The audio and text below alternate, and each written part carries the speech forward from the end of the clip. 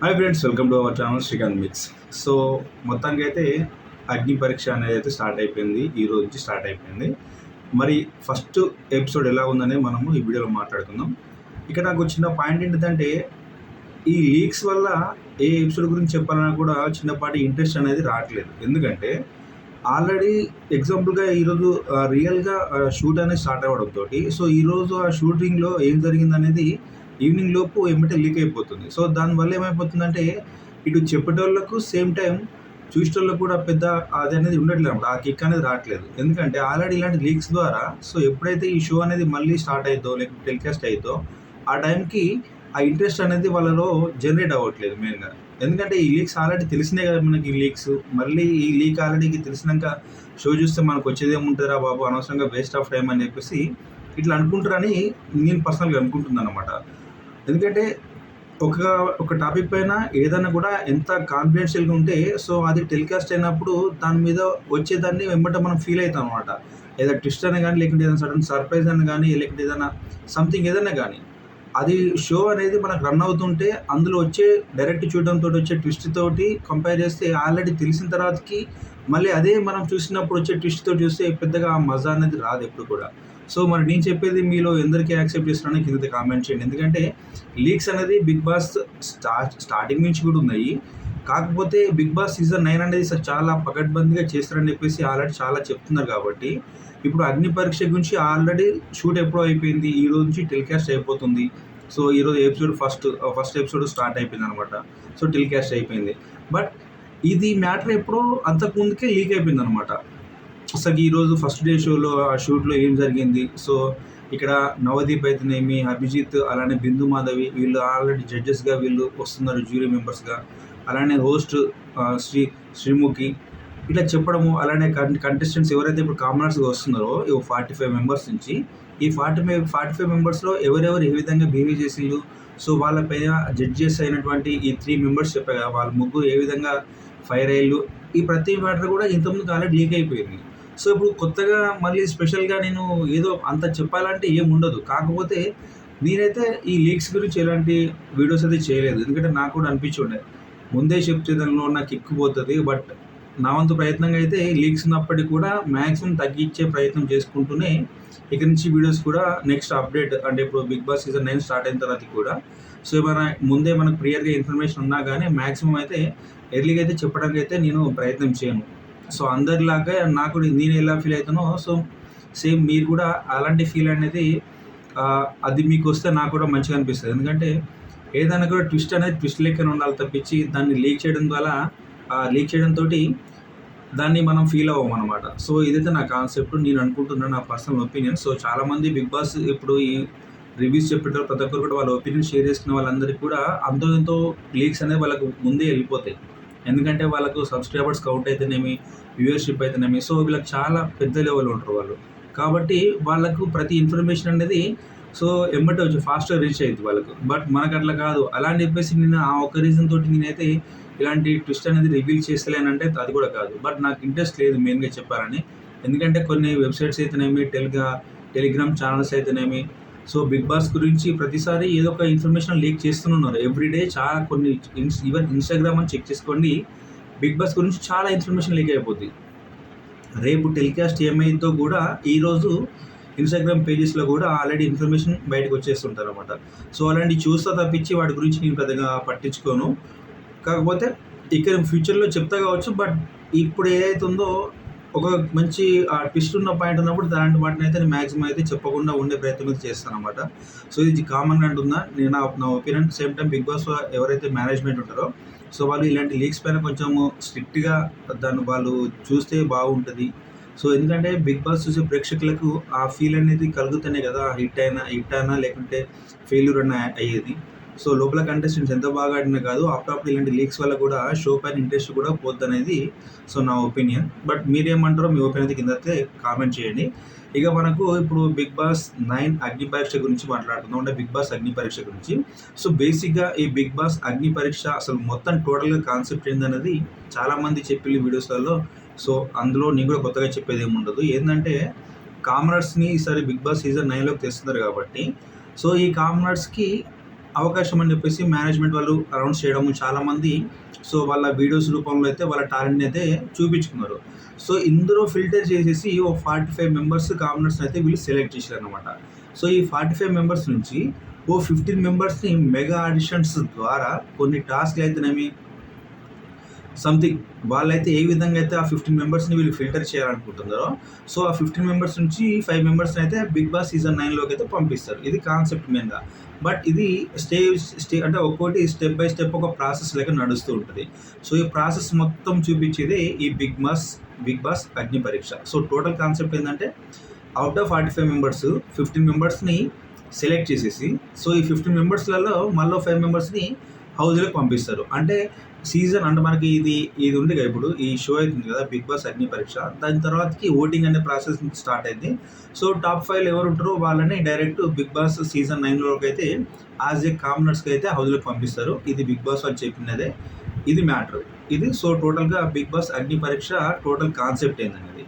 So దీని తర్వాతకి మీకు అందరికి తెలుసు ఇక్కడ ఈ షోకి హోస్ట్గా శ్రీముఖి చేస్తుంది. శ్రీముఖి నాట్ ఏ హోస్ట్, ఎందుకంటే సో తనకు వేరే పవర్ కూడా ఒకటి ఉంది. ఆ పవర్ ఏంటంటే సూపర్ హోస్ట్ అని చెప్పేసి. ఎందుకంటే సో నవదీప్ వచ్చినప్పుడు ఒకటి చెప్పిన అనమాట. సో అదనేది మనం మాట్లాడుకున్నాము. సో ఇక జడ్జెస్ గురించి తెలుసు, నవదీప్, అభిజిత్, అలానే బిందు మాధవ్, వీళ్ళు 3 members so jury members, host అట్లా అనమాట. సో ఇప్పుడు శ్రీముఖి గురించి మనం చెప్పిన ఒక పాయింట్ ఏంటంటే ఒకవేళ కామన్గా ఎట్లుంటుందంటే 15 మెంబర్స్ని వీళ్ళు ఈ మెగా ఆడిషన్ ద్వారా సెలెక్ట్ చేయాలి. సో ఆ సెలెక్షన్స్ ఏ విధంగా ఉంటుందంటే 3 మెంబర్స్ ఒక్కొక్క కామనర్ని వీళ్ళు ఇన్వైట్ చేస్తారు. ఇన్వైట్ చేసినాక వాళ్ళ గురించి వాళ్ళు చెప్పుకోవడం తర్వాతకి ఈ 3 మెంబర్స్ చేసే క్వశ్చన్స్కి వాళ్ళు ఆన్సర్ చేయడము, ఏదైనా టాస్క్ ఇస్తే టాస్క్ వీళ్ళు పర్ఫామ్ చేయడము, లేకపోతే అటువైపు ఉన్న ఎవరైతే కామనర్ ఉంటారో సో వాళ్ళు చేసే బిహేవియర్, వాళ్ళు చేసే కొన్ని యాక్టివిటీ వల్ల వీళ్ళు ఎప్పుడైనా సాటిస్ఫై అయితే వాళ్ళకు గ్రీన్ ఇస్తారనమాట. సో గ్రీన్ కార్డ్ లెక్క చూపిస్తారు. సో గ్రీన్ చూపించాలంటే వాళ్ళకి ఎలిజిబుల్ అనమాట. అంటే టాప్ 15లో అంటే అవుట్ ఆఫ్ 3కి 3 మెంబర్స్ 3 ముగ్గురు చూపించాలనుకోండి ఆ గ్రీన్ కార్డ్స్ లెక్క. సో వాళ్ళు టాప్ 15లో ఉంటారు. ఏ ఒక్కరు అంటే ఒకరు తగ్గినా కూడా వాళ్ళు హోల్డ్లో అయితే ఉంటారన్నమాట. ఈరోజు అయితే టోటల్గా 8 మెంబర్స్ మొత్తానికి ఈరోజు జరిగిన ఎపిసోడ్లో 8 మెంబర్స్ అయితే హౌస్లోకి వచ్చిండ్రు. సో వాళ్ళు ఎవరో మాట్లాడుకుందాం. అలానే సో స్టార్టింగ్ నుంచి చెప్పలే కదా కొన్ని లీక్స్ ద్వారా కూడా పలానా కామనర్ చాలా ఫైర్ అయిపోయిండు, అలానే పలానా జడ్జు పలానా కామనర్ పైన సీరియస్ అయ్యిందని చెప్పేసి చెప్తుండే అనమాట. సో మనకి ఈరోజు చూసిన ఎపిసోడ్లో అయితే కొన్ని అలాంటి సిచ్యువేషన్స్ ఉన్నాయన్నమాట. మరి అదేందో మనం కూడా చెప్తాము. సో ఎవరైనా ఫస్ట్ టైం ఈ వీడియో చూసేటోళ్ళు ఉంటే ఖచ్చితంగా అయితే ఇక్కడి నుంచి వీడియోస్ అయితే మన ఛానల్ రెగ్యులర్గా వస్తాయి. కాబట్టి మన ఛానల్ని సబ్స్క్రైబ్ చేయండి. అలానే ఒక బెల్ ఐకాన్ ఉంది కాబట్టి దాన్ని కూడా క్లిక్ చేసే ప్రయత్నం చేయండి. చేస్తే మీకు వీడియోస్ అనేది అప్డేట్గా ఉంటాయి అన్నమాట. సో ఫస్ట్ వచ్చిన కామన్ ఎవరంటే కామనరు దివ్య నిఖిత. సో తను విజయవాడ నుంచి అనమాట. సో తను రావడమే బ్రష్ చేసుకొని వచ్చేసి ఉండే. బట్ వాళ్ళు శ్రీముఖి అయితేనేమి అలానే జడ్జెస్ కూడా షాక్ అయిపోయిండే. సో ఎందుకు ఇలా వచ్చినప్పుడు చెప్పింది. సో మనకి ఇప్పుడు అగ్ని పరీక్ష అనేది మన రియాలిటీ అనేది చూపించుకోవడమే, కానీ ఇది నేను ఏదో హైడ్ చేసుకొని వస్తే కరెక్ట్ కాదు. సో నేను ఇంట్లో ఎలా ఉంటానో సో బిగ్ బాస్ హౌస్లో కూడా అదే విధంగా ఉండే ప్రయత్నం చేస్తా అని చెప్పేసి సో ఆ పాయింట్తో తనైతే హౌస్లోకి వచ్చేసింది. అంటే బిగ్ బాస్ అగ్ని పరీక్షకి ఫస్ట్ కామనర్గా వచ్చేసింది. సో వాళ్ళు తననైతే కొన్ని క్వశ్చన్స్ అడిగిన తర్వాతకి తను చేసిన ఆ పర్ఫార్మెన్స్ అయితే తను చేసిన ఆన్సర్స్కి అయితే ఈ 3 జడ్జెస్ అయితే ఓకే అంటే వాళ్ళు కూడా ఓకే తను వెళ్ళొచ్చు అని చెప్పేసి గ్రీన్ బటన్ అయితే చూపించడంతో ఆమె అయితే డైరెక్ట్ టాప్ 15లోకి తనైతే ఎంటర్ అయ్యింది. సో దీని తర్వాతకి హరీష్. సో బిఫోర్ అంతకుముందు మనకి లీక్స్ ద్వారా కూడా తెలిసిన విషయం ఏంటంటే మాస్క్ మ్యాన్ అని చెప్పేసి చాలామంది ఇతని గురించి బాగా చెప్పిళ్ళు. ఎందుకంటే బాగా అంటే చాలా జడ్జెస్ తన మీద సీరియస్ అయిపోయారని చెప్పేసి మనోడు కూడా కొంచెము ఆ జడ్జెస్కి క్వశ్చన్ చేయడం అనేది కూడా కొంచెం టఫ్గా ఉండే. సో జడ్జెస్కే వాళ్ళు ఏం చెప్పాలో ఆన్సర్ చేయలేని సిచ్యువేషన్లో మనోడి క్వశ్చన్స్ ఉన్నాయని చెప్పేసి కూడా మనోడి ఆన్సర్స్ ఉన్నాయని చెప్పేసి అతను లీక్స్ వచ్చి ఉండే. సో ఈరోజు ఎపిసోడ్ చూస్తే అయితే నాకు అదే అనిపించింది. ఎందుకంటే సో తన పేరు హరీష్, బట్ తను సోల్ నేమ్ ఏంటిదంటే హృదయం మాన్ అంట. సో అంటే హృదయం మనిషి అని చెప్పేసి అంటే చాలామంది మాస్క్తో ఉంటున్నారు, బట్ రియాలిటీ అనేది బయటికి ఎవరు రావట్లేదు. ప్రతి మనిషి మాస్క్తో ఉంటున్నాడు. సో ఆ కాన్సెప్ట్ మీద తను చేస్తుందో తనకు మ్యారీడ్. సో తన వైఫ్ తను కూడా ఆల్రెడీ సోషల్ మీడియాలో కూడా సంథింగ్ వాళ్ళు వీడియోస్ కూడా అప్లోడ్ చేస్తారంట విత్ మాస్క్ తోటే. సో ఇక్కడ జడ్జెస్ అయితే మనోడు కొంచెం స్ట్రైట్ ఫార్వర్డ్ ఎక్కువ ఉండడంతో తను చెప్పే ఆన్సర్స్ అయితే వీళ్ళు యాక్సెప్ట్ చేయలేకపోయారు. సో ఒక సిచ్యువేషన్లో బిందు మాధవి అడుగుద్దనమాట. సో తను మాట్లాడే పద్ధతిని చూసి తను షాక్ అవుతూ ఒక క్వశ్చన్ అడుగుతుంది. సో ఈ మాస్క్ మ్యాన్ని అంటే హరీష్ని అడిగినప్పుడు ఏంటంటే, మీరు మీ వైఫ్ని ఎప్పుడైనా కొట్టారంటే జస్ట్ నీ కొట్టాను అని చెప్పేసి చెప్పడంతో తను చాలా సీరియస్ అయిపోయింది. సో ఇట్లా ఈ షోలో ఇట్లా నువ్వు చెప్పడం కరెక్ట్ కాదు, అయినా వైఫ్ని కొడితే ఏం లాభము, సో ఎట్లా ఉంటుంది నీతోటి, సో అని తన పర్ఫార్మెన్స్ నాకు నచ్చట్లేదు, అసలు మీ క్యారెక్టర్ నాకు నచ్చట్లేదు అని చెప్పేసి మాట్లాడడము అలాంటివి చాలా జరిగినాయి. సో ఈ 3 మెంబర్స్ అయితే ఈ హరీష్ అనే పర్సన్ అంటే మాస్క్ మ్యాన్ పైన అయితే వాళ్ళైతే అంత గుడ్ ఒపీనియన్ అయితే లేరు, ముగ్గురికి నచ్చలేదు. కాబట్టి అయితే వాళ్ళు సో రెడ్ సింబల్ తోటి తననైతే ఈ అగ్ని పరీక్ష నుంచి అయితే బయటకు పంపించారు. బట్ తను చెప్పిన క్వశ్చన్స్ బాగానే ఉన్నాయి, ఆన్సర్స్ కూడా కొంచెము స్ట్రెయిట్ ఫార్వర్డ్ ఉన్నప్పటికీ కూడా కొన్ని అందులో అబద్ధాలు తెలియవు, నిజాలు ఉన్నాయి. బట్ వాటిని ప్రజెంట్ మనము ఇలాంటి టెలివిజన్ షోలో డైజెస్ట్ చేసుకోవడం అనేది కొంచెం చెప్పాలంటే మనం కొంచెం ఆలోచించాలన్నమాట. సో అలాంటి తన క్యారెక్టర్ తను ఇలానే ఉంటా, సో నన్ను ఎవరు జడ్జ్ చేయొద్దు అని చెప్పేసి అనడంతో ఇక్కడ నవదీపుడు అన్నాడు, నువ్వు వచ్చింది బిగ్ బాస్ అగ్ని పరీక్షలోకి, అంటే ఇక్కడ మేము యాజ్ ఎ జడ్జెస్గా నిన్ను జడ్జ్ చేయడానికి ఉన్నాం తప్పించి ఏదో కాదు అని చెప్పేసి తను కూడా సీరియస్ అవ్వడము. బట్ మనకి ఎపిసోడ్కి వచ్చేసరికి కొంచెం చాలా చిన్నగా చెప్తారు కాబట్టి చూపించడము. బట్ ఆ ఉన్న కొద్దిసేపు అయినా కానీ వాళ్ళిద్దరు ఈ మాస్క్ మ్యాన్ది షూట్ అనేది అది వీడియో అనేది సో చాలా ఫైర్గా ఉండే. బట్ సెలెక్ట్ చేస్తారని నేను అనుకున్నాను, ఎందుకంటే చాలా జెన్యున్గా ఉంటుంది కదా అని చెప్పేసి. బట్ తన ఆరోగ్యం అనేది వాళ్ళకి నచ్చకపోవడము, ఇలాంటి పర్సన్ హౌస్లోకి వస్తే మరీ వేరే విధంగా ఏమన్నా ఇష్యూస్ జరిగే అవకాశం ఉంటుంది అని చెప్పేసి వాళ్ళు ముందే ఆలోచించి అయితే తననైతే రిజెక్ట్ చేసేసిండు. సో దీని తర్వాతకి వచ్చేసింది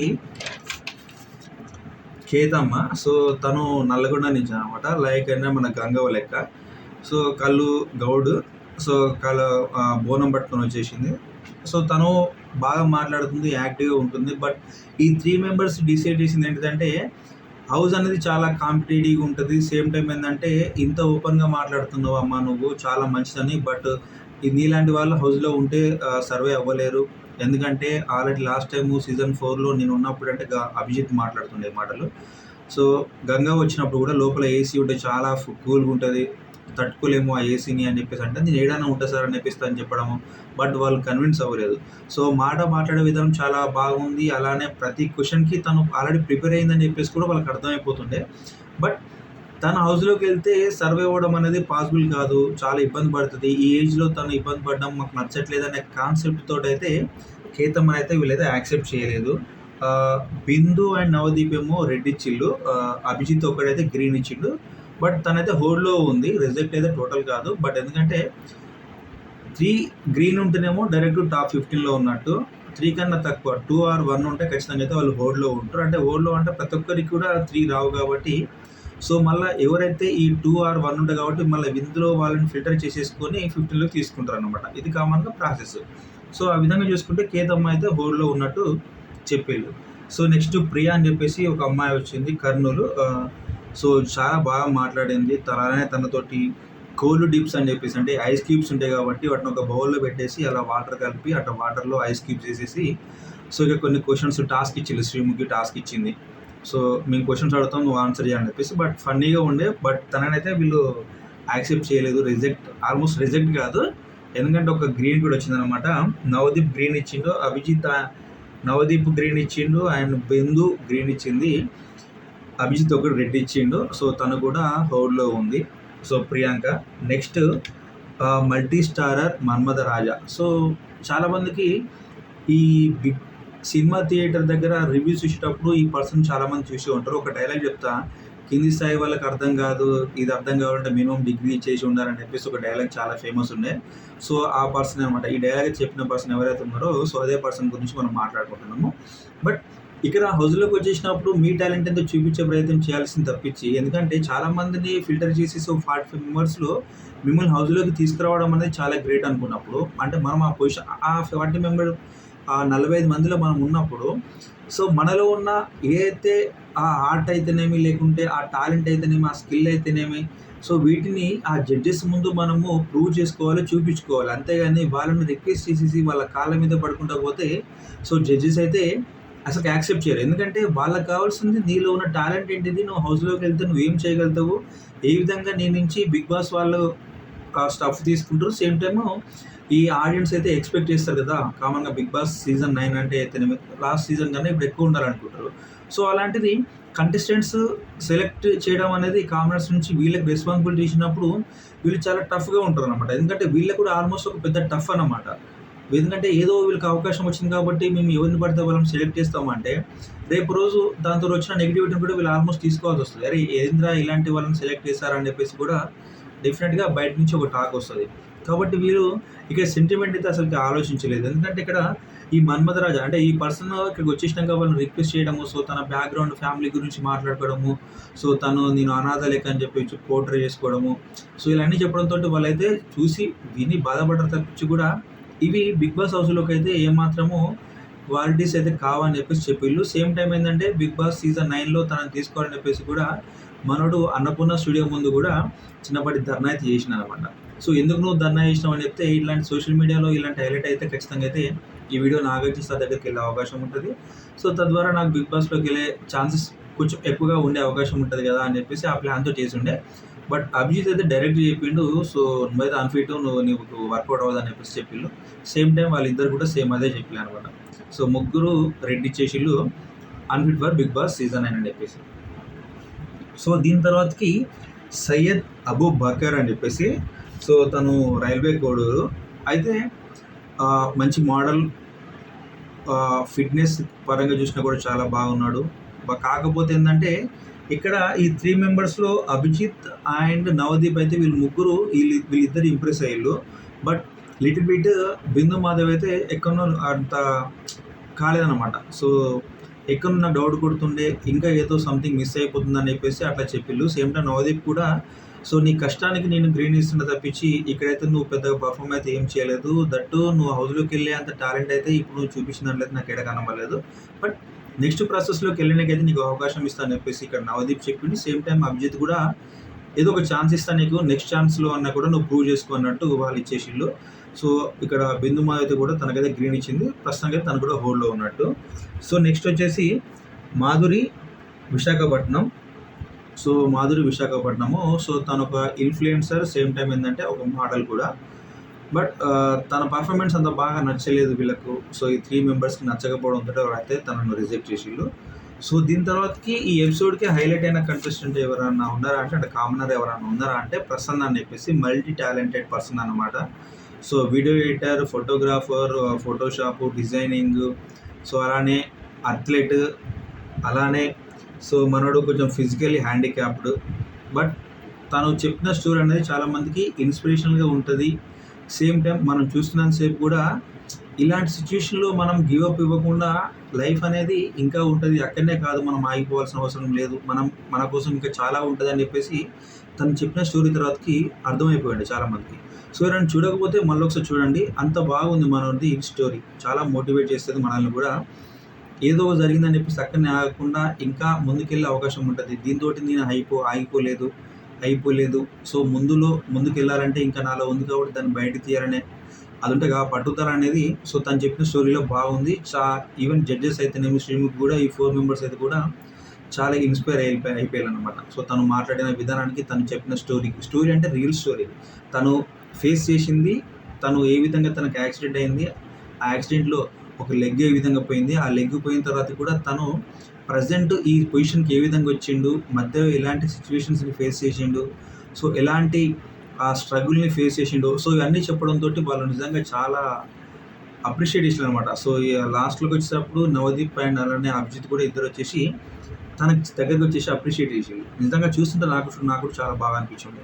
సో ఇదైతే తనకు కూడా ఏకాభిప్రాయంతో యునానిమస్గా అయితే ఇక్కడ తనకి రెడీ చేసిళ్ళు. సో ఈరోజు చూపించిన ఎపిసోడ్ ప్రకారం చూస్తే టోటల్ 45 మెంబర్స్లో 8 మెంబర్స్ హౌస్లోకి వస్తే అందులో స్టార్టింగ్లో వచ్చిన దివ్య నిఖిత అండ్ ప్రసన్న. సో ఈ 2 మెంబర్స్ అయితే డైరెక్ట్ 3 గ్రీన్ వచ్చినాయి అనమాట వీళ్ళిద్దరికి. సో వీళ్ళు టాప్ 15లోకి అయితే ఎంటర్ అయిపోయారు. సో మిగతా వాళ్ళు హోల్డ్లో ఉన్నారు. సో దీని తర్వాతకి ఇంకా 48 మెంబర్స్ కాబట్టి ఇంకా 37 మెంబర్స్ ఉంటారు. సో వాళ్ళని కూడా ఫిల్టర్ చేసేసి వాళ్ళకి కూడా అడిషన్స్ అయిపోయిన తర్వాతకి వీళ్ళలో ఎవరు బెటర్ ఉంటారని వాళ్ళు కూడా ఆలోచన చేసుకొని పంపిస్తారు అనమాట. సో ఇదైతే ప్రస్తుతానికి ఈ బిగ్ బాస్ అగ్ని పరీక్ష ఫస్ట్ ఎపిసోడ్కి సంబంధించినటువంటి విషయాలు. సో మీకు ఏమన్నా క్లారిటీ లేకపోతే మళ్ళీ కింద కామెంట్ చేయండి, డెఫినెట్గా నేను ఆన్సర్ చేస్తాను. ఇక్కడి నుంచి కూడా వీడియోస్ చేద్దాం మనము. ఎన్ని రోజులు చెప్పా కదా, ఈ లీక్స్ అనేవి నచ్చగా చేయలేదు. సో వీడియో మీకు నచ్చినట్టయితే లైక్ చేయండి, షేర్ చేయండి. Don't forget to subscribe our channel Srikanth mix.